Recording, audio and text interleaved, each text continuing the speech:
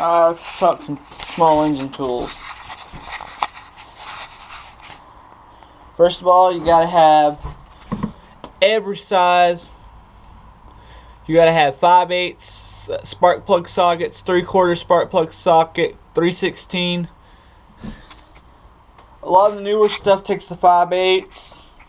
Some 2-strokes takes the 3/4, and the older 4-stroke takes the 13/16. Fuel hose clamps keeps you from getting gas all over you. We're working on a carburetor. Ring compressor. This is for when you're rebuilding an engine. You gotta compress those rings down in to get the piston back down in. You'll also need a rubber mallet for that. Ring expander for installing the rings on it. I got two different styles of valve springs compressors. I got this style, which is for the Briggs flatheads. I've used them on colors before, and then I got these. I use this one a lot on overhead valves.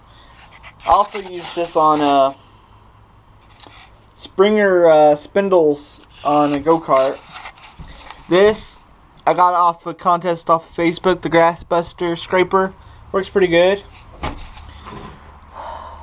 Hex bits, need those. Star bits, need those. You will use that a lot on stars, a lot on the 2-strokes. Of course, you gotta have an air compressor. Welder's handy, but not a must. But it does open up more opportunities. 3/8 set. Ratcheting stubbies. A lot of my screwdrivers are over there. But I got pry bars and picks and stuff in here. I got a measuring tool. Caliper, that was a caliper. This is just cheap. The other set I use is up there. I still got breaker bars. Breaker bars is the must. Little torque wrench. Where's my other? There's my other torque wrench. Pliers. My channel locks that are in the house. Ring compressor, needle nose. This is handy pulling lines into chainsaws, pretty much any 2-stroke gas tank. And these two for cutting a 45-degree angle on it. Spark plug tester. Good for checking the spark. This is first step stuff, and before ordering parts I always take a compression test.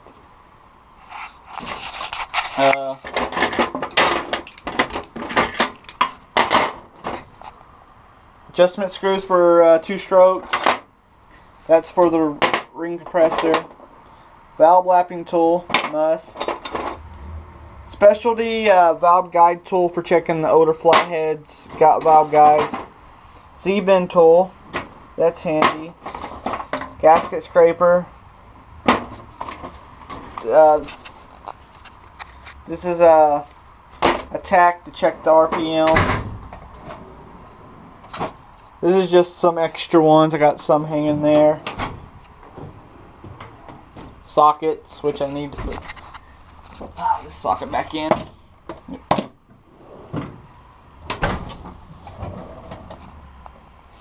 More ratcheting. Flex heads, metric. I like my air tools. Air tools are handy in this work, but not to overuse them and damage stuff. You gotta know when to use them and when not to use them. Because misuse, using it for everything, you'll end up damaging stuff. 1/4 inch set, and then another 3/8 set down there. A little engine hone for honing out the cylinders, some gasket material. 2 shop hammers, and a 1/2 inch drive.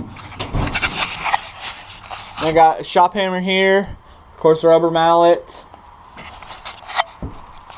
This I saw on video. Yes, I watched Terrell Fixes All, and I made this for for holding weed eaters, and it works great. I just slide it in here. Angle grinder for sharpening blades and doing some metal work. Different, always gotta have safety glasses. Different cut off wheels and stuff.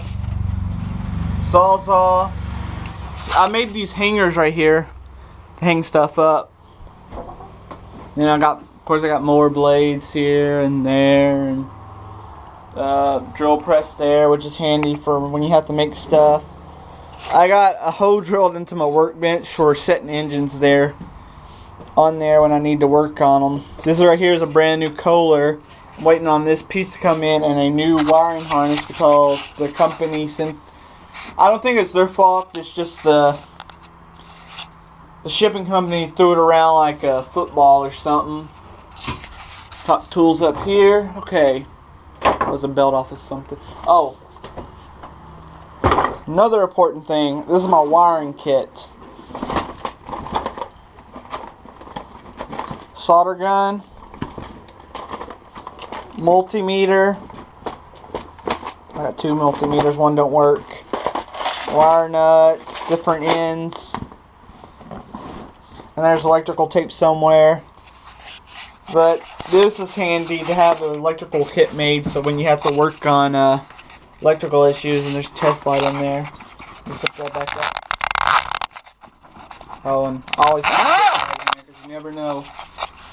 I'm gonna set this up side right here. Pullers, I probably could use more pullers. 3-jaw puller. If you don't be careful when you pull with this, you'll break a pulley or bend the pulley up. And then just the regular harmonic balancer pulley, which is handy too. Like I said, I need more pullers. I need the flywheel puller from Briggs & Stratton.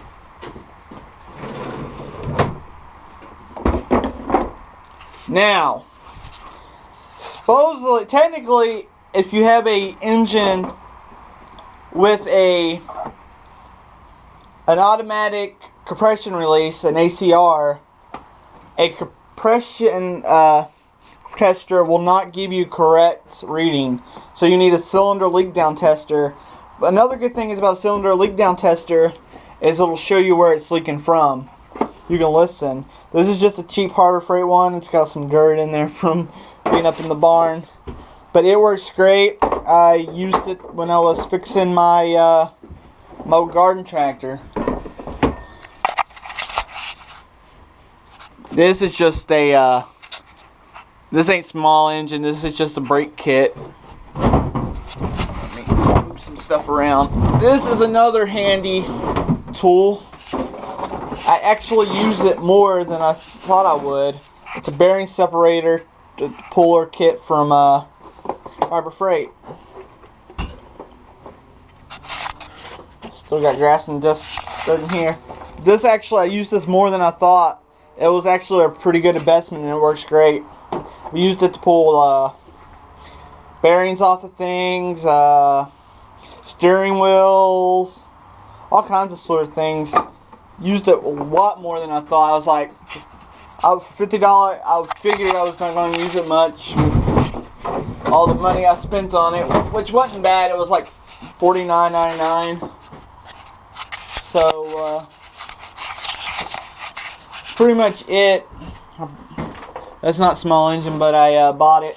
This right here is handy to have a setup where you can have all your small parts. Oil can for drilling. And then just, I got parts up here. I don't keep a lot of parts stock here. I'm just a small shop, and so I don't keep a lot of parts stocked.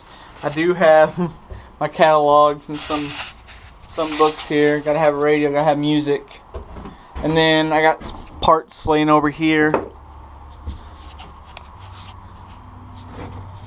But that's it. That's mostly a lot of stuff. I got these check charts I use a lot because I can't remember all of them on the top of my head. So I got these. I got them stapled to the wall so I can remember. Oh, and another handy tool is this grabber right here. That's a pretty handy tool in the small engine game too. But that's about it. Thanks for watching.